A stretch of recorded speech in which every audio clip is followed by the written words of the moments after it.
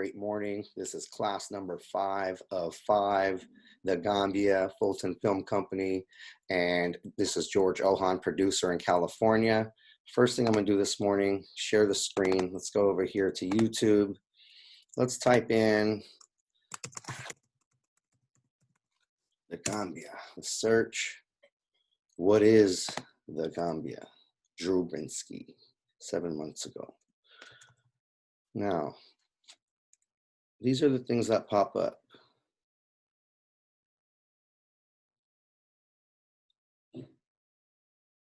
You guys, this is your country.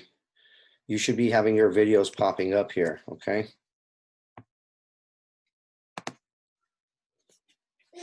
Hi, Fahima. Baba. Hi, Baba. Baba, I love you. I got to make a video right now for Africa. Okay, Baba, Kezi. Bye, Baba. My baby, she's awake now. Okay, you guys, let's get this thing going. Today, we're going to talk about pre-production, production, and production.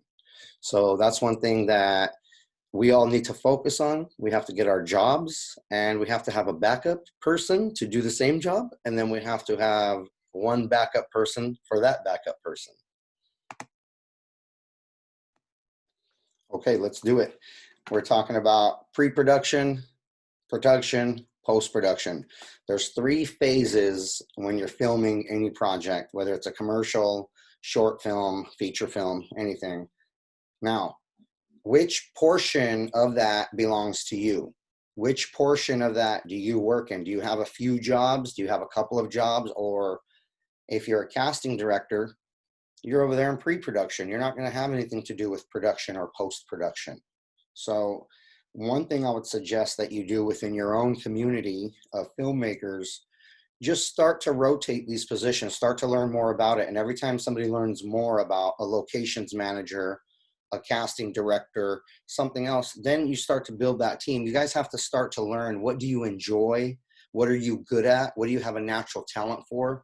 What just comes easier to you? So writing, casting, crew, locations, costumes, sets, budgeting, scheduling, that's all pre-production. You make your movie, you actually create your film in pre-production. So a lot of people don't realize that. By the time you step on the set for production, which is what we call principal photography. So if somebody says, what's principal photography? That is the production. That's when you're actually out there filming on the set. So most of the people think about the filmmaking process as that day or those days when you're on set filming.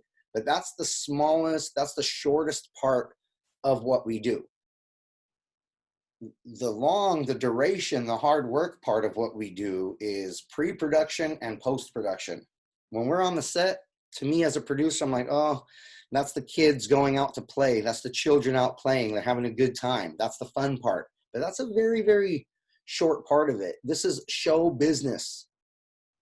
10% show, 90% business. A lot of that goes into it. So if you're on the show side, if you're a talent, if you're an actor, you have to be highly skilled. You have to be highly trained. You have to constantly be doing rehearsals. You have to be the best in your craft, because there's a lot of competition. There's a lot of other people who want to be actors. And when I can only choose one person for a role, I can't play favorites, even if the first 2 people are my best friends, but the third person has more talent and it just fits the role better. I must choose that third person because that person will serve the story better.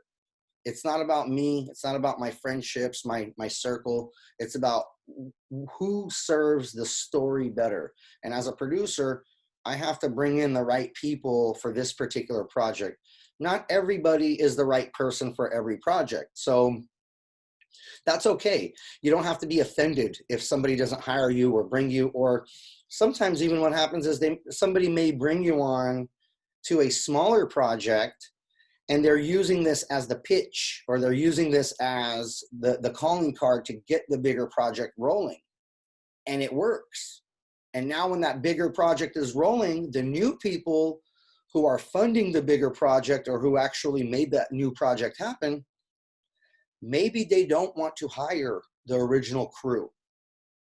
Maybe they don't want to hire the original lead actor. And imagine you're the original lead actor from another project, and that project got picked up, and now it's moving forward, and they're going to make the real big project from it, but you don't get hired from it. That happens. It's okay. It's part of the business. You're not agreeing to be on this project and that project.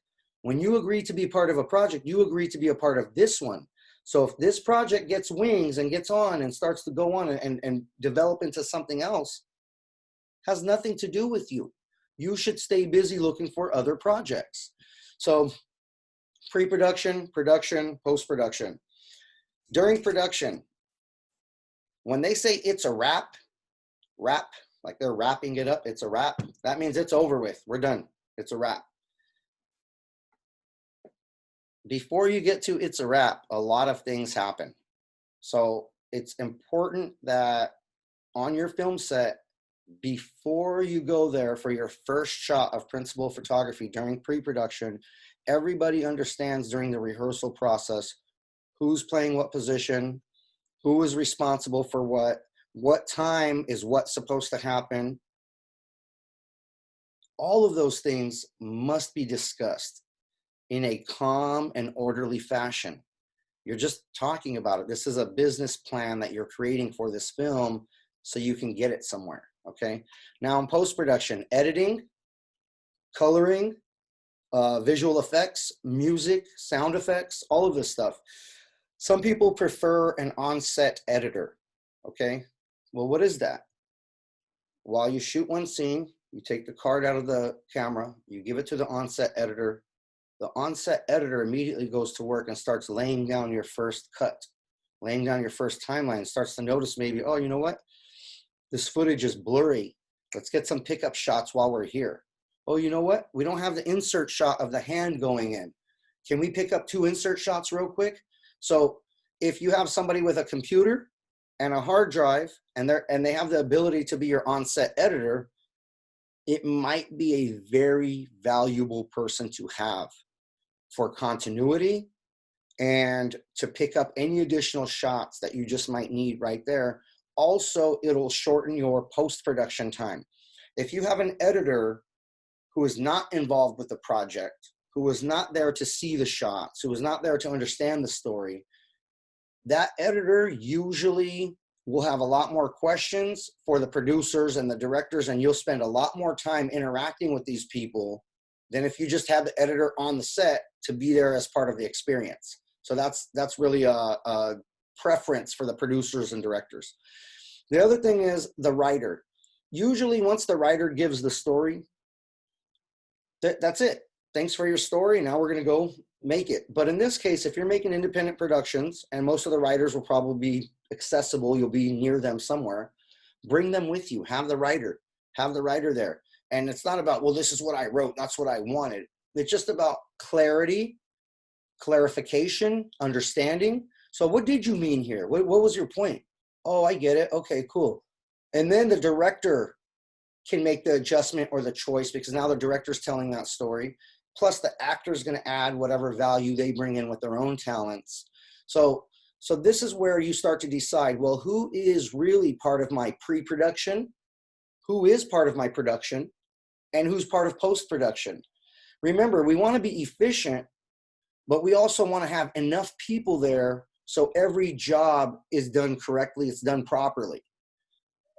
It's okay to do different jobs. It's okay to learn about different positions on set. Sure, I have the title of producer, but I always have the title of production assistant. I'm always a PA. I'm always the best PA. So that's one thing that we do have to consider. Okay, folks, remember in this business, there's 2 ways of looking at it. There's art and there's science. There's the artistic endeavor and there's the scientific business endeavor, the strategy of business. So you have to learn a lot. It takes years to understand this information, to really learn it. But if you're watching this video, you're one step closer to understanding more about entertainment business, about acting, about filmmaking, about learning about this business. You're welcome to comment. You're welcome to ask questions.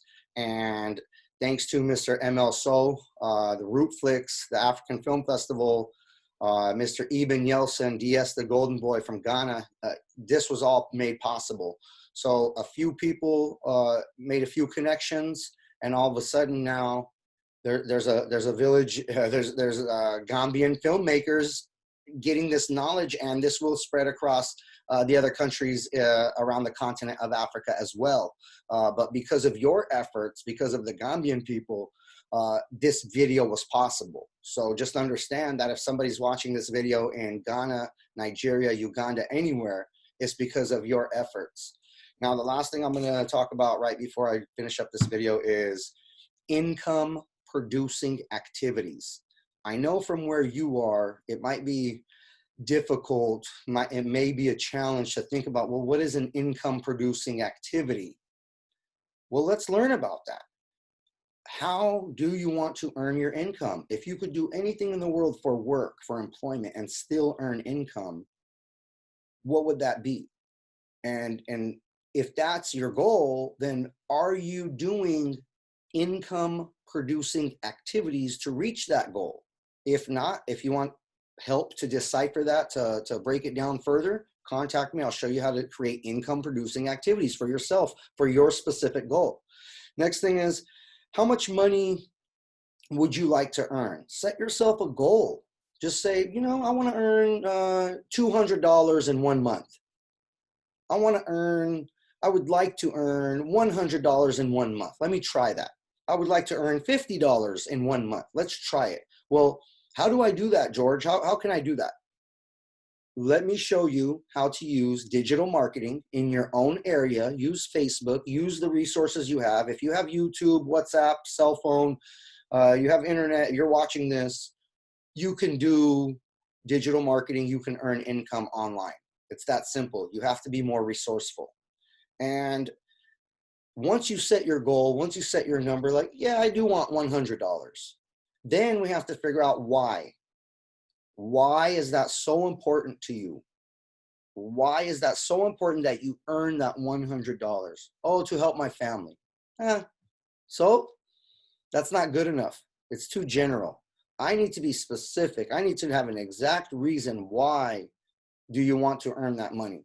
And if you know that reason why, then for sure you will earn that money, guaranteed. So thank you guys. My name is George Ohan, producer here in California. This has been wonderful series 5 of 5 videos. And I am so happy to make these connections, and let's keep the chat going on WhatsApp. So I know all day long, a couple hundred messages come through. I'm getting back to every one of them as they come in. Nothing waits.